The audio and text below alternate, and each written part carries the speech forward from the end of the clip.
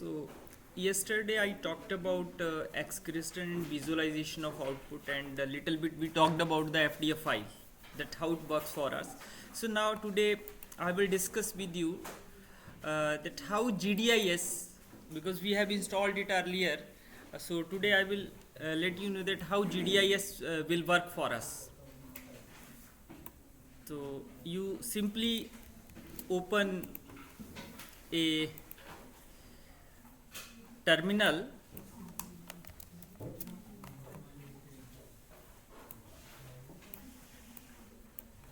and write down GDIS, and a window will open in front,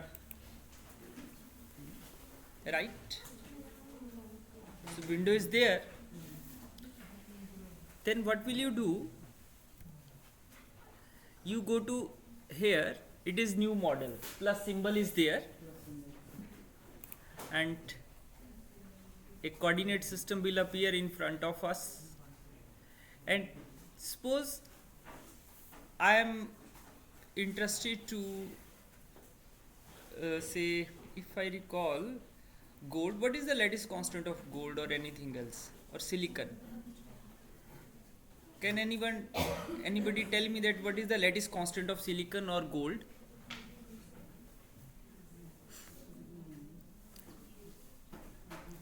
Please search and let me know, then so that I will design a structure for you.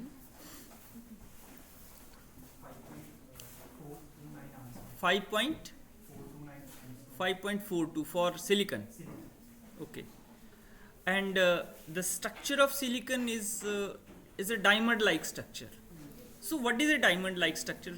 First of all, let me talk about it, that what is the what type of diamonds like structure is. Diamond like structure is means two FCC lattices, when they are merged into one another, means one FCC lattice is there, and along the body diagonal we merged another FCC lattice into it, then it will become a diamond like structure, right? So let me try to do that. So what will happen? Suppose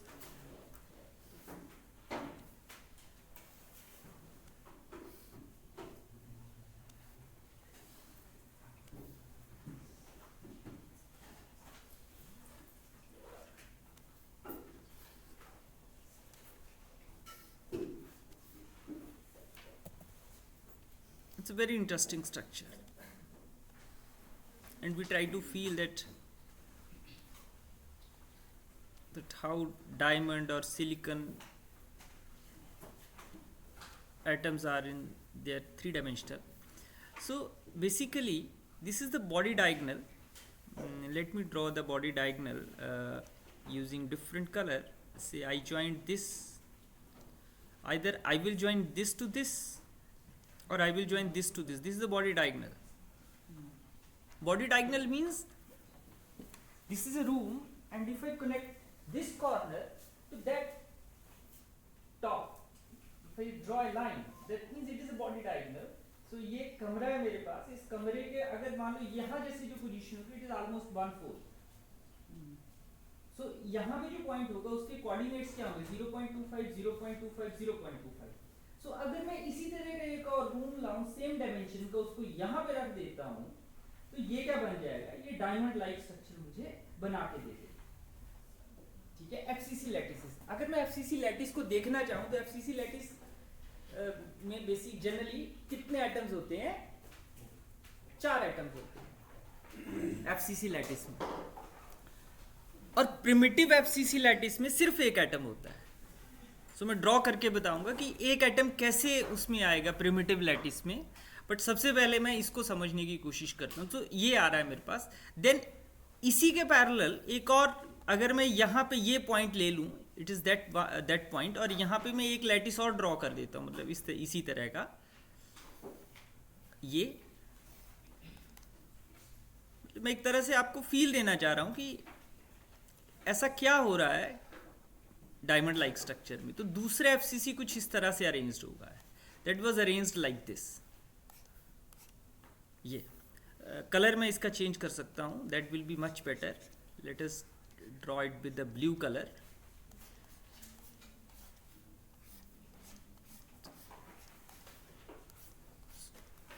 सो अगर मैं atoms की बात करूं तो यहाँ पे atoms कहाँ होंगे, एक एटम यहाँ होगा, दूसरा यहाँ होगा, इस तरह से। तो कॉर्नर वाले एटम्स इस तरह से अरेंज्ड होते हैं। और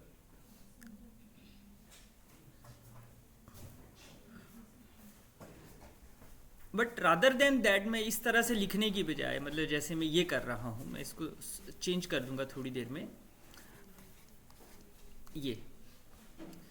but what is happening, because मेरे पास एक सेल है, मैं क्या कर रहा हूँ, मैं तो हर एक कॉर्नर पे एटम रख रहा हूँ, बट अगर मैं एटम का कंट्रीब्यूशन देखने की कोशिश करूँ तो सिर्फ एक एटम का कंट्रीब्यूशन आ रहा है कॉर्नर एटम के लिए, और बाकी जो फेसिस पे थे वहां पे 3 एटम्स का कंट्रीब्यूशन आएगा, ना कि 6 का आएगा। दिखने में 6 लग रहे हैं।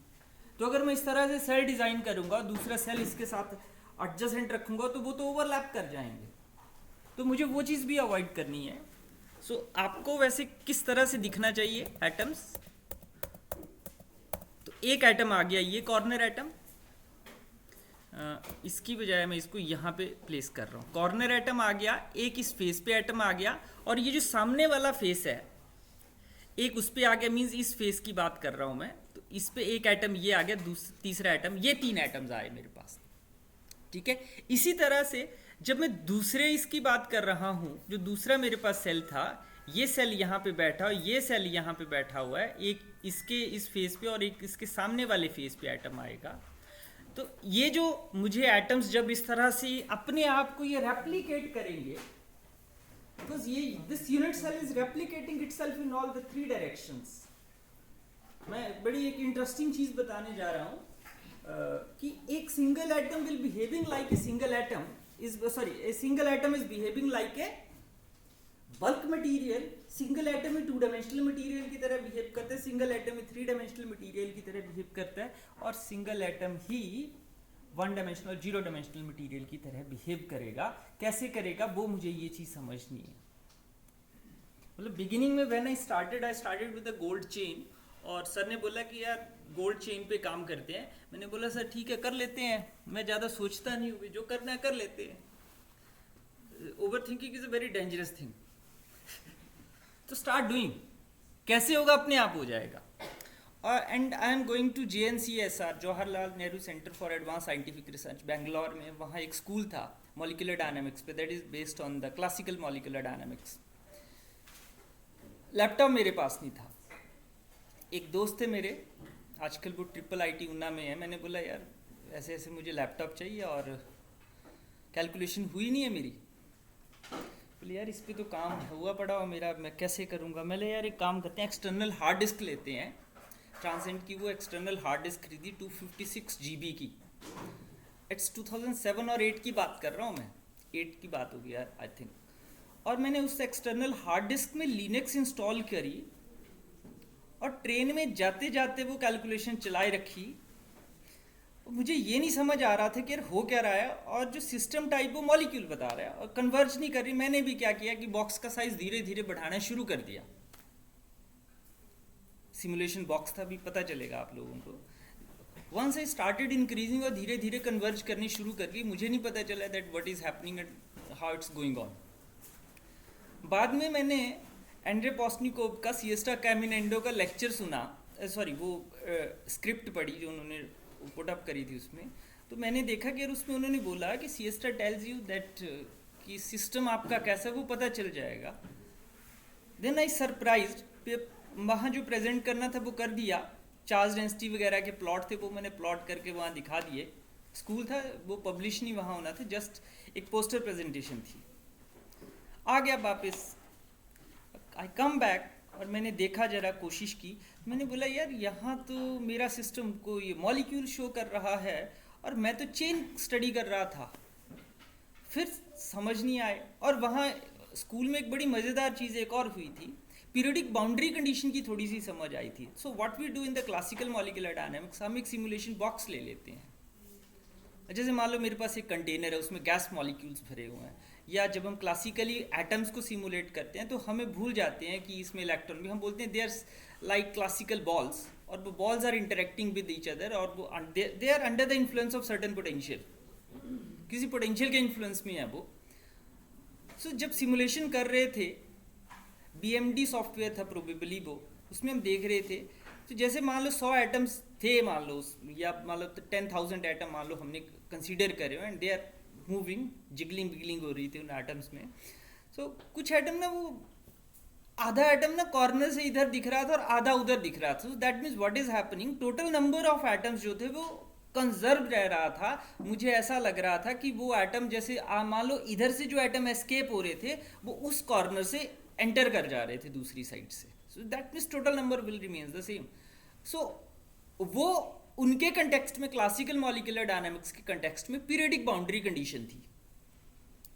क्लासिकल मॉलिक्यूलर डायनामिक्स जब लोग करते हैं, then we started working with the LAMMPS code also, install करा and then I left it, क्योंकि मैं तो सिएस्टा पे काम कर रहा था।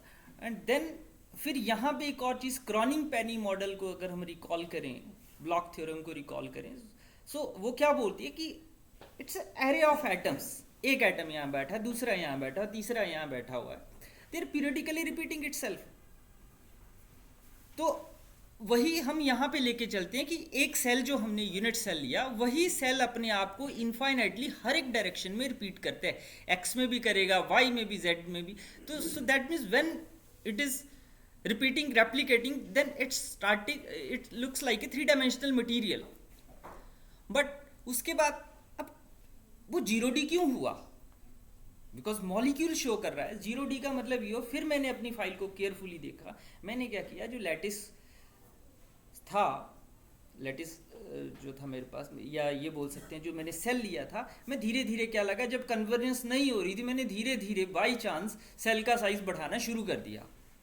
जब का सेल का साइज बढ़ाना शुरू कर दिया तो क्या हुआ, वो एटम्स तो स्ट्रेट ही रहे, बट वो सेल का साइज बड़ा होने से वो उसको मॉलिक्यूल की तरह उसने उसको ट्रीट किया। या ये बोल सकते हैं जब 4 या 5 एटम की लीनियर चेन हो रही है तो मैं ये बोल सकता हूँ this is a finite chain, not a infinite chain.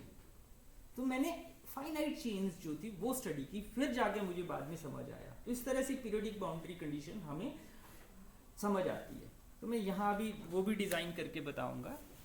तो ये हमारे पास एक डायमंड का स्ट्रक्चर बन जाता है इस तरह से, राइट। और यही अपने आप को रिपीट करेगा, जब ये रेप्लिकेट करेगा तो मुझे डायमंड मिल जाएगा। तो बट यहाँ मुझे कितने एटम्स कंसीडर करने पड़ेंगे? If I try to look at this, I have to take consider only 8 atoms. 8 atoms के लिए सिमुलेशन चलानी, बट क्या मैं अपने आप को रिड्यूस कर सकता हूँ, 8 से 2 पे ला सकता हूँ या 8 से 1 पे ला सकता हूँ? सो हम क्या करेंगे, we talk in terms of a primitive cell.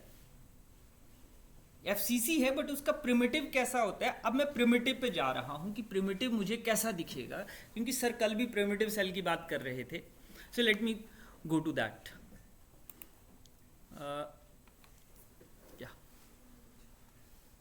बड़ी मज़ेदार चीज़ है ये।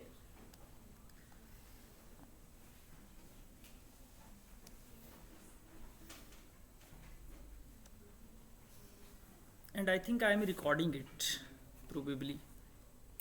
Let me check it. Yeah, it's recording. Is it?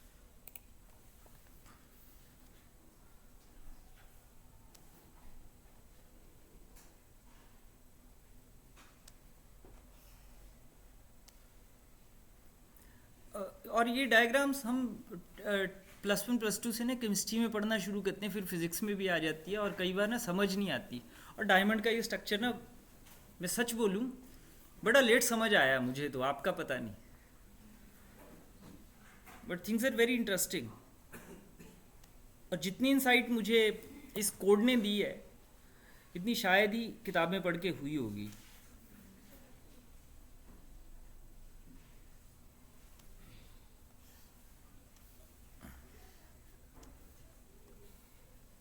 Primitive का मतलब क्या होता है? रियल स्पेस में मिनिमम वॉल्यूम। एक और होता है ब्रिलियन जोन, वो रेसिप्रोकल स्पेस होता है। रेसिप्रोकल स्पेस की हम बाद में बात करेंगे when I talk about the band structure. So suppose करो ये मेरे पास एटम बैठे हुए हैं यहाँ पे, और ये क्यूबिकल सेल है,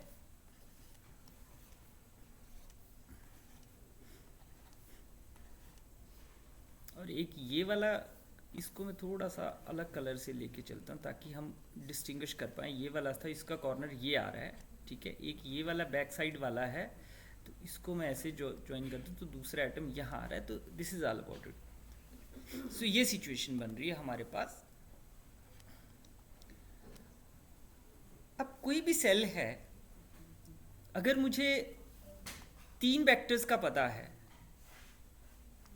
एक ये आ गया, दूसरा ये आ गया, तो मैं इसकी हेल्प से एक नया सेल डिजाइन कर सकता हूं इस तरह से। I can do this one, क्योंकि यहां पे मेरे पास वेक्टर्स ये थे, या मैं इनको वेक्टर्स मान के चल रहा हूं। सपोज करो ये मेरे पास x आ गया, let us call it as y and let us call it as z। Means I need 3 vectors. जरूरी नहीं है कि वो म्यूचुअली परपेंडिकुलर हो, वो किसी एंगल पे भी हो सकते हैं। हो सकता है मेरा कमरा इस तरह से बन जाए, क्या प्रॉब्लम है, बनाया जा सकता है। हाँ, हम प्रॉब्लम कहाँ आ रही है, ये इस तरह से भी हो सकता है। तो अगर ये होगा तो मुझे इसको इसी तरह से इसके पैरेलल लाना पड़ेगा, मुझे इसको इसके पैरेलल लाना पड़ेगा, मुझे इसके पैरेलल लाना पड़ेगा, और इसके पैरेलल यहाँ पे, और एक रूम बन जाएगा, बट थोड़ा सा टेढ़ा जैसा बनेगा।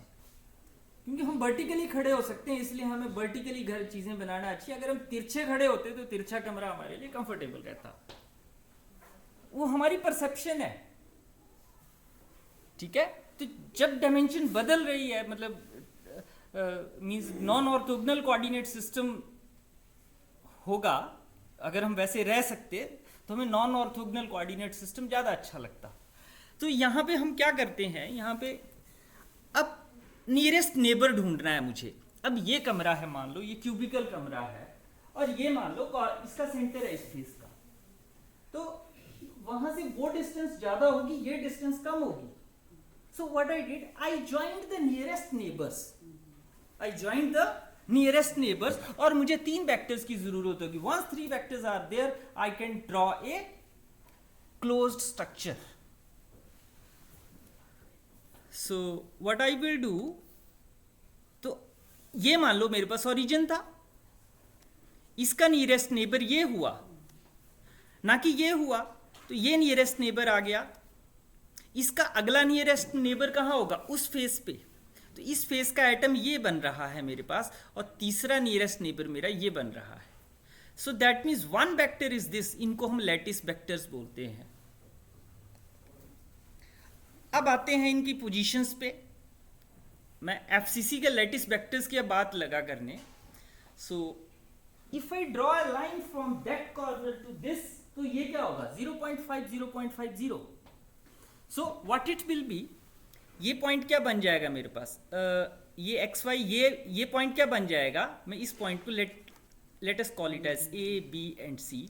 सो what A will be 0.5 0.5 0.0। What about B, B आ जाएगा मेरे पास 0.0 0.5 0.5। and what about c, c is it is x and z, so it is 0.5 0.0 0.5। so ये मेरे पास क्या आ जाते हैं, these are the lattice vectors। now अब मैं एक और काम कर रहा हूं, मैं 0 और 1 की टर्म्स में बात कर रहा हूं, ठीक है। अब एफसीसी लैटिस मान लो अलग अलग तरह के होते हैं, जैसे गोल्ड है, सिल्वर है, कॉपर है, ये बड़े सारे एलिमेंट्स जो है एफसीसी में ही एग्जिस्ट करते हैं। मैं सिंपली क्या करूंगा, इनको इनके लैटिस कांस्टेंट से मल्टीप्लाई कर दूंगा, बट नंबर में इनके 0.5 के बीच में रखूंगा, बिकॉज अब मैं उस आइडिया को हर एफसीसी लैटिस के लिए यूटिलाइज कर सकता हूं, ठीक है। तो अब ये जो मेरे पास यहाँ पे वेक्टर्स ड्रॉ हुए, मैं एक लाइन इसके पैरेलल ड्रॉ लगा करने, ये देखना जरा, ये एक इसके पैरेलल, एक इसके पैरेलल, ये इनको ज्वाइन कर दिया, and then I again draw a line या पैरेलल टू दिस। ये देखो, अब ये जो मुझे यहां पे दिख रहा है, ये क्या बन गया, it is the primitive cell, ठीक है। सो दैट मीन्स अब ये प्रिमिटिव सेल क्या करेगा, ये एक एटम को इनक्लोज करेगा। But what is happening in case of diamond, body diagonal के अलॉन्ग दूसरा एफसीसी भी आया हुआ है, तो जब भी हम डायमंड लाइक स्ट्रक्चर के कोऑर्डिनेट्स देते हैं तो एक एटम को 0 0 0 पे रख देते हैं, दूसरे को 0.25 0.25 0.25 पे रख देते हैं, और ये हमारे पास क्या हो गया, ये एटम्स की पोजीशंस आ गई। These are the positions of atoms. मैंने बिना किसी सॉफ्टवेयर के आप लोगों को डायमंड के जो कोऑर्डिनेट्स हम लिखते हैं, जैसे वो सिलिकॉन है या जर्मेनियम है, मैंने दोनों के केसेस में आपको ये बताया कि हर एक केस में एटम्स के कोऑर्डिनेट्स इस तरह से लिखे जाते हैं। जितने भी डायमंड लाइक स्ट्रक्चर्स हैं, अगर आप किटल की बुक देखो तो किटल में आपको एक पीरियोडिक टेबल मिलेगा, उसमें आपको बताया होगा कि कौन से एटम का कैसा है। एफसीसी का अगर एफसीसी प्लेन एफसीसी है तो एक ही एटम आएगा, बट अगर डायमंड लाइक है तो एक एटम 0 0 0 पे आएगा, दूसरा 0.25 0.25 0.25 पे आएगा। आप कहीं और भी रख सकते हो उसको, बीच में भी रख सकते हो बॉक्स के, जो सिमुलेशन बॉक्स है, but rather if you put it on the origin तो आपकी लाइफ कंफर्टेबल रहती है। ठीक है, ओरिजिन की चॉइस आपकी है, आपने जहां ओरिजिन चूज करना है। घर बनाते हैं, खूंटी गाड़ते हैं, ठीक है, तो खूंटी जहां प्लॉट है, प्लॉट के बीच में तो नहीं लगाते, because then you have to take care left and the right, left और राइट को टेक केयर करना पड़ेगा। अगर घर बना रहे हैं, मान लो मैंने ये कमरा डिजाइन करना है, तो अगर खूंटी वहां बीच में लगा देते तो बनाने वाले को ये टेक केयर करना पड़ना था, यार अभी मैं यहाँ से उस साइड को जाऊंगा, फिर इस साइड को आऊंगा, फिर इधर को जाऊंगा, फिर वो क्या करते हैं, वो एक कॉर्नर पे खूंटी लगाते हैं। So that is the origin, वहां से मेजरमेंट स्टार्ट हो रही है, बीच से करते तो प्रॉब्लम हो जानी थी। तो ओरिजिन का concept such a beautiful concept, हम अपनी कन्वीनियंस के अकॉर्डिंगली ओरिजिन कहीं भी चूज कर सकते हैं। सो ये पिक्चर क्लियर हो गई। सो अब इसको थोड़ा सा विजुअलाइज करते हैं GDIS की हेल्प से। सो अब सिंपल एक एटम लीजिए, मॉडल एडिटिंग में गए हम, ठीक है, और अब हमें डायमंड दिखेगा, डायमंड लाइक स्ट्रक्चर। कार्बन के लिए करना है कार्बन के लिए कर लो, सिलिकॉन के लिए करना है सिलिकॉन के लिए कर लो। So go to the add atom, ये एक एटम प्लेस कर दिया, क्या नाम रखना है इसका, सिलिकॉन, ये सिलिकॉन आ गया, ठीक है। अब ये कहीं और जगह बैठा हुआ है, इसको ओरिजिन पे लेके आओ, तो x की जगह 0 पुट करो, फिर y की जगह 0 सब्सटीट्यूट करो, देन z की जगह सब्सटीट्यूट करो 0, और एंटर साथ में जरूर करना है। x पे रखोगे, ठीक है, x को जब 0 किया तो एंटर करना है, फिर वो अपने आप एडजस्ट करेगा। इसी तरह y को 0 करना है, तो ये मेरे पास आ गया। और नॉर्मल मोड में आके एक बार फिर से चेक कर लेते हैं क्या वहीं पे है पड़ा हुआ, वहीं पे पड़ा हुआ, ठीक है। देन एक एटम और रख देते हैं, बट वो कहाँ रखना है उसके बारे में बाद में सोचते हैं। अभी एक एटम रख दिया हमने ओरिजिन पे, अब हमने लैटिस वेक्टर जो थे वो डालने हैं। तो लैटिस वेक्टर क्या आएंगे, या ट्रांसफॉर्मेशन में जाएंगे। अब लैटिस वेक्टर क्या आएंगे, ये 1 1 1 जहाँ पे होता है इट मीन्स वो सिंपल क्यूबिक है, बट एफसीसी में मैंने क्या देखा, 0.5 0.5 यही देखा ना। अब एक काम और करते हैं, let us do one more calculation. ये लैटिस कांस्टेंट कितना बताया था, 5.42 था, 5.042 5.42 ये था, ओके, डिवाइड कर दो 2 से, तो ये कितना हो जाएगा 27 2.71, ठीक है। अब 0.5 नहीं मैं यहाँ रखूंगा, यहाँ मैं 2.71 रख दूंगा। तो यहाँ पे जो था मेरे पास लैटिस कांस्टेंट एफसीसी के लिए क्या आएगा 2.71, यह आ जाएगा 2.71। देन यहाँ पे ये मेरे पास क्या था 2.71, ये मेरे पास 2.7, मतलब जहां जहां 0.5 आया था उसको मैं 2.71 करूंगा। It's a 2.71. Last one is also 2.71. ये आ गया। Then alter lattice periodicity 3 कर दो एंड ये क्लिक कर दो, ठीक है। ये देखो जैसा सेल मुझे वहां दिखा ना तिरछा जैसा, वैसा बन के आ गया एफसीसी में, जैसा मैंने वहां पे बनाया था वो शायद ऐसे दिख रहा था, इस तरह से था वो, एक काम और करते हैं, अब इसमें एक आइटम और ऐड कर देते हैं। एक आइटम लिया, ओ सॉरी, इट्स देयर, यहाँ ऐड आइटम में दोबारा गए और एक मैंने और इसके बीच में इंसर्ट कर दिया। ठीक है, इसकी पोजीशन क्या डालनी है, या एक काम करते हैं, इसको ना सेव कर लेते हैं फिलहाल, इसको एक ही आइटम से सेव कर लेते हैं जैसा है ये है। इसको क्या किया मैंने, सेव एक्टिव मॉडल, कहाँ पे, उसी डायरेक्टरी में सेव करना है जहां आप काम कर रहे हो। ठीक है, तो SNMM करके होम में था वो, डायरेक्टरी का नाम था, या एस से था वो, SNMM। यहाँ पे हम बोल देते हैं, नई तो नहीं यहाँ क्रिएट हो पाएगी। ओके, एक काम कर देते हैं, SI.FDF, सिलिकॉन के लिए था ये, सो मैंने SI.FDF के नाम से इसको सेव कर दिया। .FDF सिएस्टा की एक्सटेंशन है, आप किसी और फॉर्मेट में भी सेव कर सकते हो।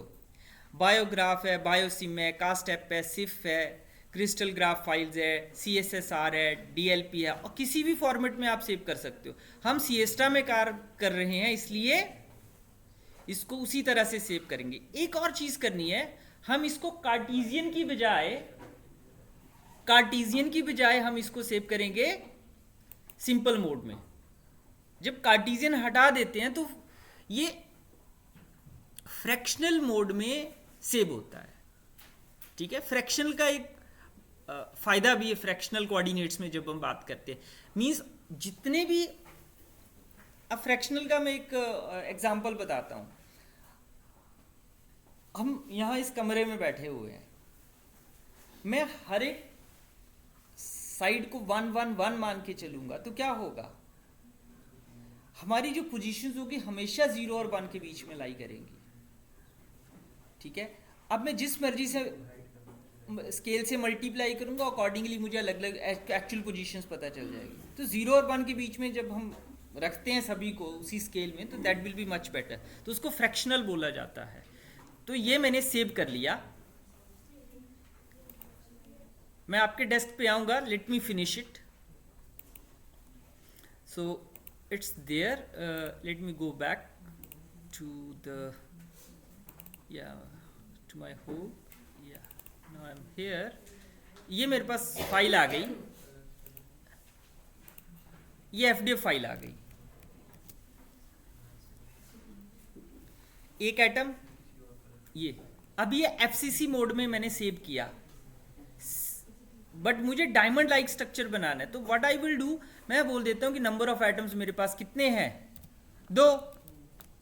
कितने हैं, 2 आ जाएंगे, तो इसको 2 कर दिया। ठीक है, बाकी चीजें सेम, और एटॉमिक कोऑर्डिनेट्स फ्रैक्शनल में आ रहे हैं। और ये मैंने क्या किया, यहां पे क्या आ जाएगा, 0.25, यही बताया था ना मैंने, 0. या वहां भी कर सकते थे, बट वहां पे कोऑर्डिनेट्स शायद आपको दूसरे देने पड़ने थे, तो थोड़ा लिटिल बिट मुश्किल होनी थी वो चीज, because I talked about it right now. ये देखिए, ये मैंने सेव कर दिया। ठीक है, now I M again opening it, GDIS SI.FDF, ये देखो ये आ गया मेरे पास, ये देखना जरा। Now I will repeat it, ये देखो, it's a beautiful diamond like structure.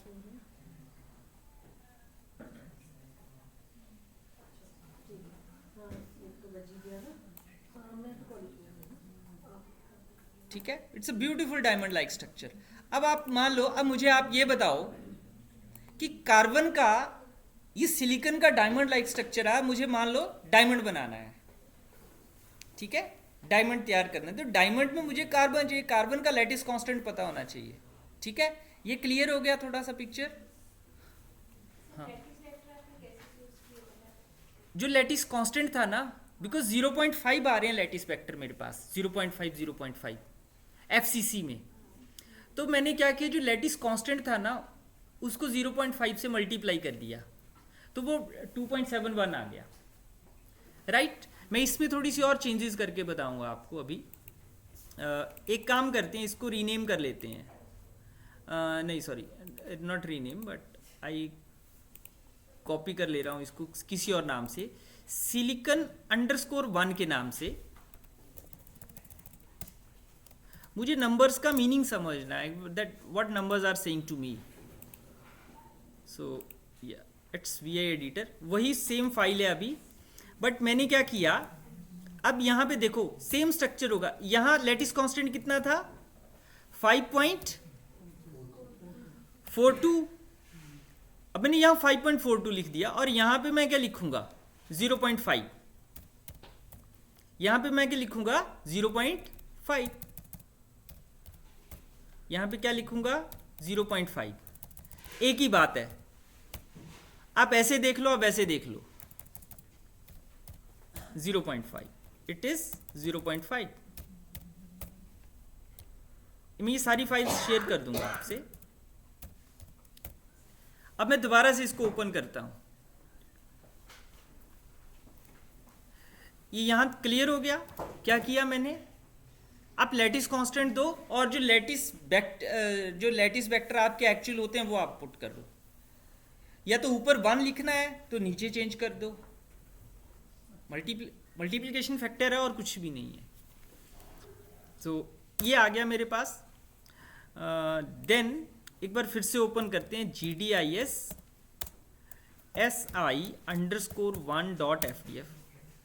कोई फर्क पड़ा, कोई फर्क नहीं, वैसा के वैसा स्ट्रक्चर मुझे दिख रहा है।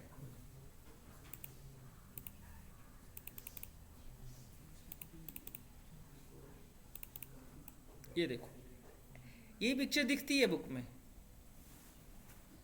डिफरेंट ओरिएंटेशन में। सो अभी मैंने सिलिकॉन की बात की। अब मान लो मुझे कार्बन के लिए तैयार करना है, तो कार्बन के लिए मैं क्या करूंगा, इसी को मैं रीनेम लगा करने। अब मींस ये मान लो मुझे कार्बन के लिए करना है, ठीक है, इट इज C.FDF। रीनेम कर दिया। अब इसमें चेंजेस करने हैं।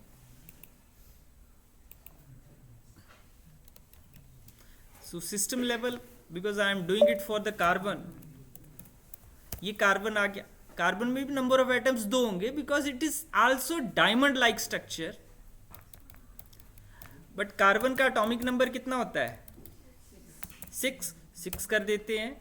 Rest of the things will remain the same. अब कार्बन का ये क्या होता है, लैटिस कांस्टेंट। कार्बन का लैटिस कांस्टेंट कितना, चेक करो जरा। हाँ, 0.356। ओके, 0.356। तो मैंने लैटिस कांस्टेंट यहां पे प्लेस कर दिया। हाँ एंगस्ट्रॉम में कन्वर्ट करना पड़ेगा इसको। हाँ, ये हो गया, ठीक है। मतलब मुझे तो यही दिख रहा था ना, मुझे तो 3 चाहिए था, बाकी मैं समझ गया था। So this is it. So अब क्या हुआ, स्ट्रक्चर वही है, कोऑर्डिनेट्स वही है, but I change the lattice constant. Otherwise क्या होना था, अगर मैं मान लो यहाँ पे कार्टेशियन कोऑर्डिनेट देता तो ये चेंज हो जाने थे सारे। बट अब क्या हुआ, मुझे पता था कि 1/4 पे है, और मैं यूनिट डायमेंशन की टर्म में बात लगाऊं करने, और मैं यूनिट को मल्टीप्लाई कर दूंगा लैटिस कांस्टेंट से। सो मेरे के जितने भी FCC स्ट्रक्चर्स होंगे, सॉरी डायमंड लाइक जो स्ट्रक्चर्स होंगे, उनमें क्या होगा, मैं सिंपल इसी से काम चला लूंगा। फिर इसमें चेंज किया मैंने, ये आ गया, ये देखो। And then I saved it, then I opened it again. It is GDIS C.FDF। ये देखो, ये डायमंड तैयार हो गया।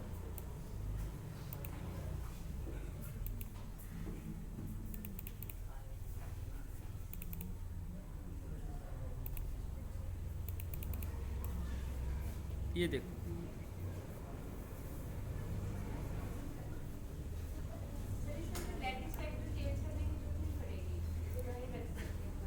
लैटिस वेक्टर फिर वही रखा ना, क्योंकि 0.5 लिया हुआ मैंने उसको, फिर चेंज किया था लैटिस वेक्टर को। ये देख, लेट मी शो यू, ये था ना, ये देखो इसका लैटिस वेक्टर मैंने ये यहाँ चेंज करा हुआ है, आई चेंज्ड इट, यहाँ पे नोटिस किया, और यहाँ पे मैंने लैटिस वेक्टर ये रखे ना, फिर मैंने हर बार हमें लैटिस वेक्टर आपने यही रखने हैं। या तो आप देखो लैटिस वेक्टर ये कर लो कि 3.56 डिवाइडेड बाई 2 यहाँ लिख लो, तब तो प्रॉब्लम हो जाएगी, तब तो आपको हर बार लैटिस वेक्टर बदलने पड़ेंगे ना। बट अगर लैटिस कांस्टेंट बिगिनिंग में जो मैंने स्ट्रक्चर लिया था, ये स्ट्रक्चर था शुरू में, ये था स्ट्रक्चर, ठीक है। यहां पे 1 था लिखा हुआ लैटिस कांस्टेंट, और यहां पे 2.71 था, बट लैटिस वेक्टर क्या थे, 0.5 0.5 0.5 यहां थे, 0.5 यहां पे था, इस तरह से, ठीक है। तो बट अब मैंने क्या किया कि इसको ऊपर ले गया, इसको जब ऊपर ले जाए यहाँ 0.5 रखना होगा तो मुझे इसको 2 से मल्टीप्लाई करना होगा, जो एक्चुअल लैटिस कांस्टेंट। तो मैंने फिर दूसरी फाइल जो बनाई उसमें इसको ऊपर ले गया, वो मैं अभी बताता हूँ फाइल को। इट इज देयर, ये देखो 5.42 0.5 0 0.5 0.5 0.5 0 0 0.5 0.5। अगर हम किसी और वैल्यू के लिए करते हैं किसी के लिए भी, तो अगर हम लैटिस वेक्टर बीसीसी का अलग होगा, लैटिस ये एफसीसी के हैं, चाहे कोई भी एफसीसी स्ट्रक्चर हाँ, हो, लैटिस वेक्टर्स यही रहेंगे, एफसीसी में नहीं चेंज करेंगे। बीसीसी में अलग होंगे, सिंपल क्यूबिक में अलग होंगे लैटिस वेक्टर्स, जो हेक्सागोनल वगैरह है सब में वो अलग हेक्सागोनल के अलग होंगे। So, ये क्लियर हो गया। अब मैंने इसमें चेंजेस किए थे, कार्बन के लिए इसमें मैंने चेंजेस किए, मतलब जब तक मुझे lattice constant, lattice vectors, atomic coordinates की पिक्चर जब तक प्रॉपरली क्लियर नहीं होगी, तब तक हम ऐसा करेंगे कि कहीं से हमने उठाई फाइलें, उनका यूज किया, काम चलाया,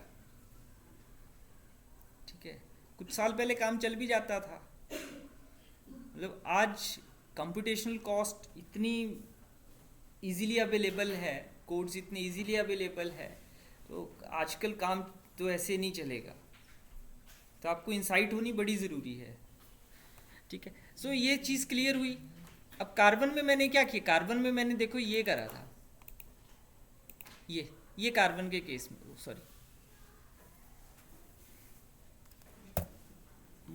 let me open for carbon,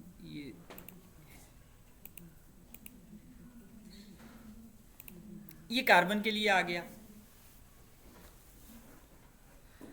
but ये है डायमंड लाइक स्ट्रक्चर के लिए। अगर एफसीसी लोगे आप, मान लो एफसीसी की आपने बात करनी, जैसे सपोज करो मुझे गोल्ड के लिए स्ट्रक्चर बनाना है, आई थिंक गोल्ड का लैटिस कांस्टेंट 4.09 है, 4.09 या 08, ठीक है। तो मैं गोल्ड के पास चलता हूं, अब गोल्ड तैयार करेंगे, बट गोल्ड में क्या होगा,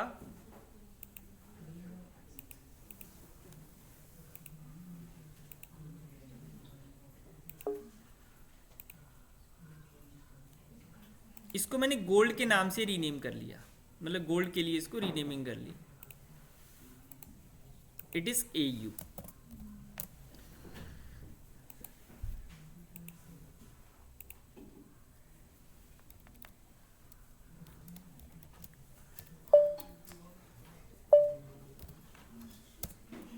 it is AU, number of atoms. अब गोल्ड प्योरली एफसीसी में एग्जिस्ट करता है, तो नंबर ऑफ एटम्स 1 हो जाएंगे। ये AU, it is 79 atomic number है, इट इज 4.08 और 09, ओके, तो सिल्वर का 09 होगा। ये एज इट इज, इसमें कोई छेड़खानी नहीं।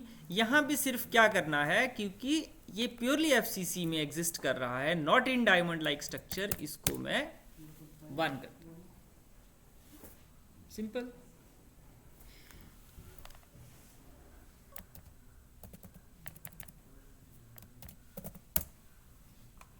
अब ओपन करते हैं इसको GDIS में।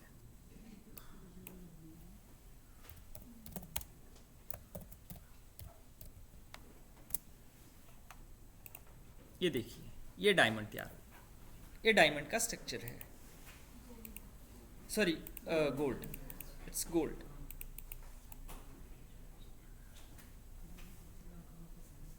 बेसिकली अगर एफसीसी के जो बेसिस सेट में एक सिंगल एटम है तो वो एफसीसी जाता है, अगर दो एटम है तो वो डायमंड जाता है, बट वो 0.25 पे जाना चाहिए, डायगोनल, बॉडी डायगोनल के अराउंड होना चाहिए, 0.25 0. में ही फर्क है, बाकी हाँ। स्ट्रक्चर एफसीसी तो इसी को हम बेसिस बोलते हैं। डायमंड में दो एटम्स का बेसिस है, यहाँ पे एक एटम का बेसिस है, and it is replicating itself. तो आई थिंक जो सॉलिड स्टेट फिजिक्स हम पढ़ते हैं ना, वो एकदम पिक्चर क्लियर हो जा रही है। वहाँ जब लैटिस प्लस बेसिस पढ़ते हैं तो ये वही बात बताइए, यहाँ बेसिस 1 एटम है और वहाँ बेसिस 2 एटम Two atoms. तो डायमंड बन जाता है।